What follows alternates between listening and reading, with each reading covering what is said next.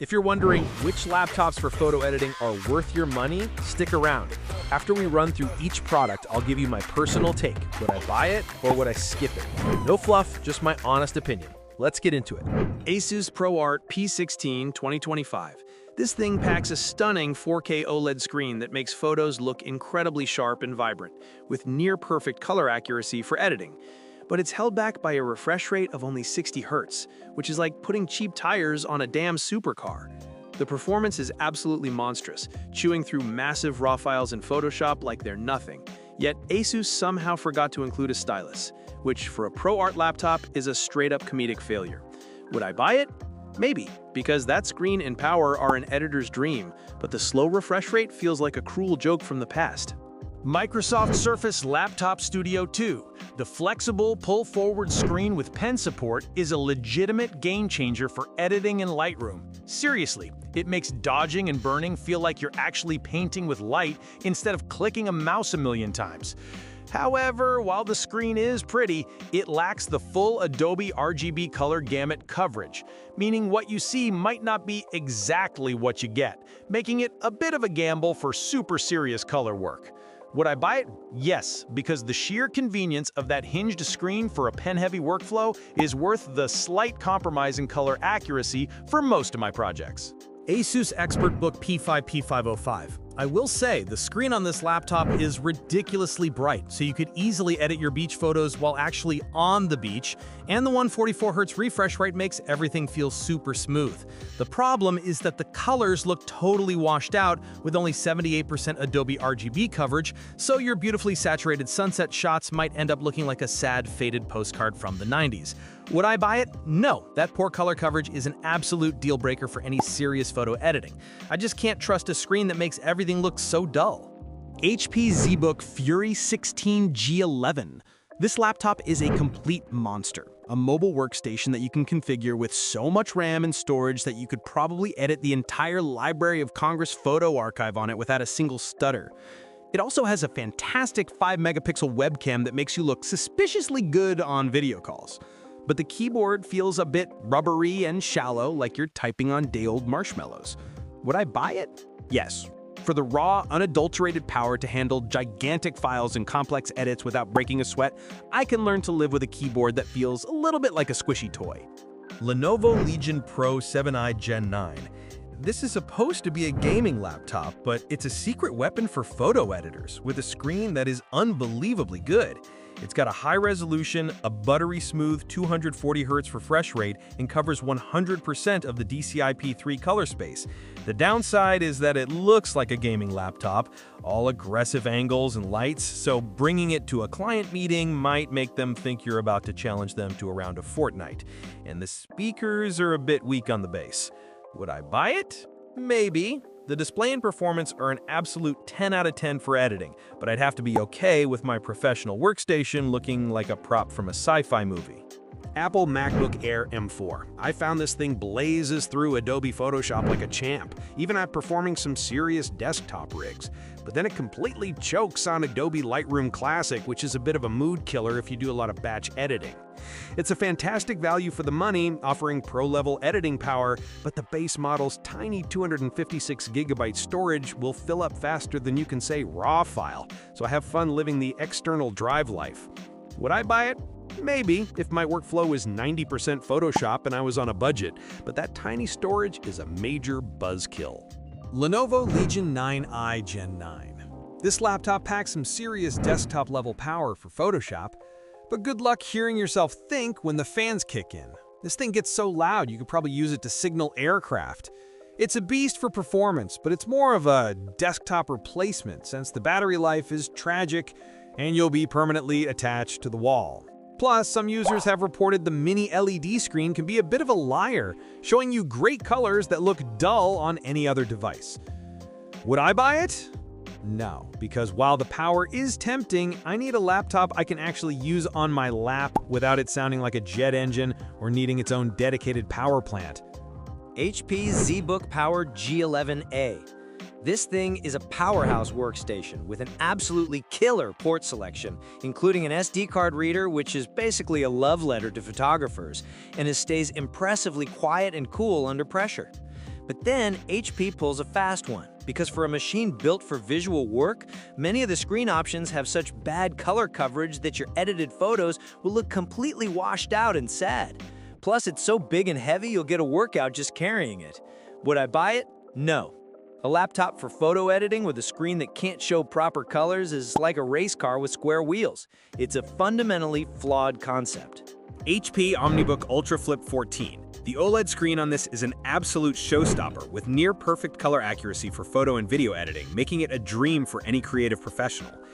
Unfortunately, they decided to ditch the standard USB-A port, so get ready for a life filled with adapters and dongles, and while the screen is beautiful, it's not as bright as what you'd find on a MacBook Pro. Would I buy it? Yes. For that stunningly accurate screen alone, I'd be willing to live the dongle life and just avoid editing photos in direct sunlight. Apple MacBook Pro M4. This machine is the undisputed champion for photo editing, handling massive files in Photoshop and Lightroom like it's nothing, all while the Liquid Retina XDR display makes your photos look better than real life. The only real downside is that it's ridiculously expensive, and the different configurations are confusing as hell. But performance-wise, trying to find a flaw is basically impossible. Would I buy it? Yes, if my money tree ever starts blooming, this is the first thing I'm buying. It's so good, it's almost infuriating. Asus ROG Zephyrus G16 2025.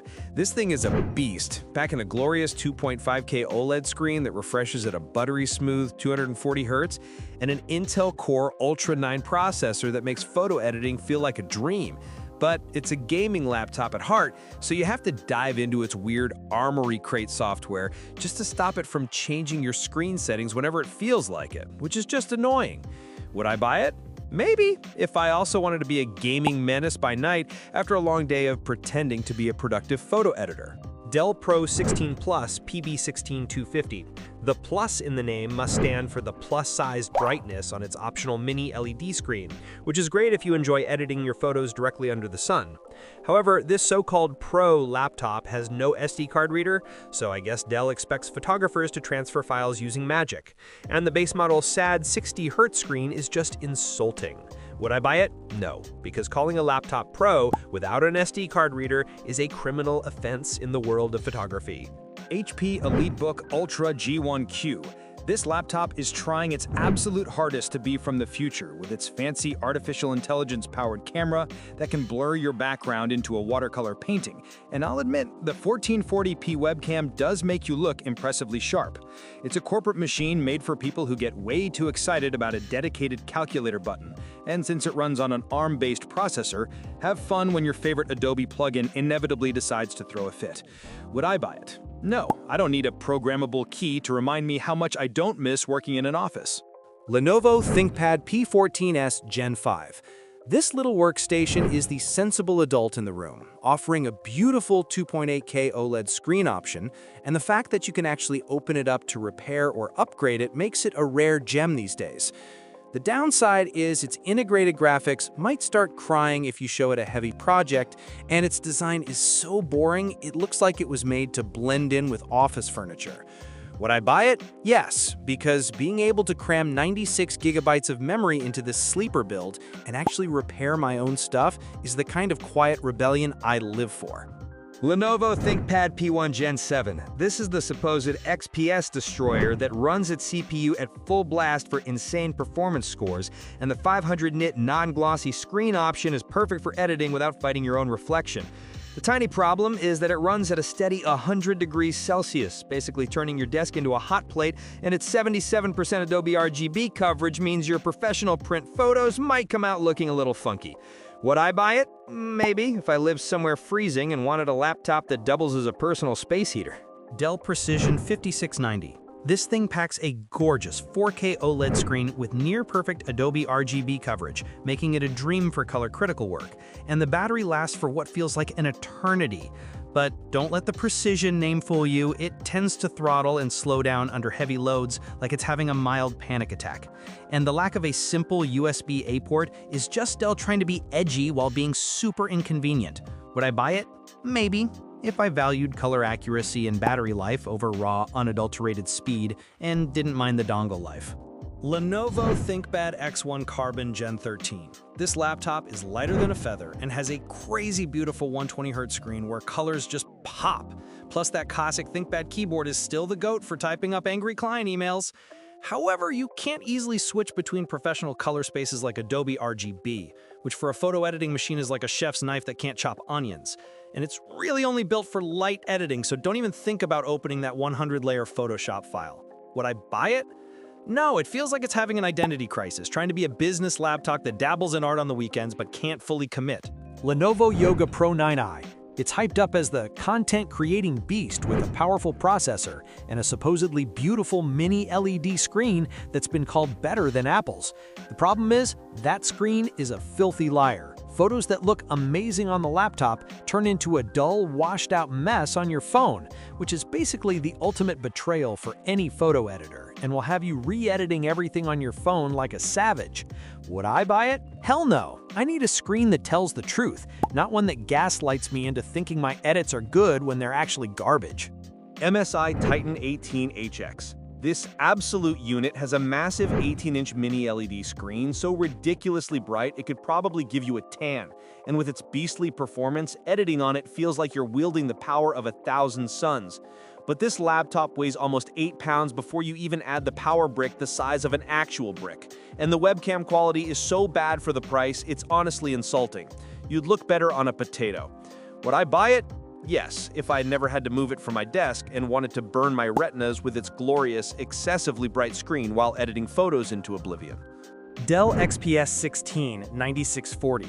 You get a jaw-droppingly gorgeous 16.3-inch 4K OLED display that makes everything look incredible, backed by a powerful NVIDIA RTX 4070 graphics card that breezes through video and photo edits. The catch is, if you get this beautiful 4K screen, Dell capture refresh rate at 90 Hz, while the peasants with the lower resolution screen get a smoother 120 Hz. It makes no sense and feels like a personal attack. Would I buy it?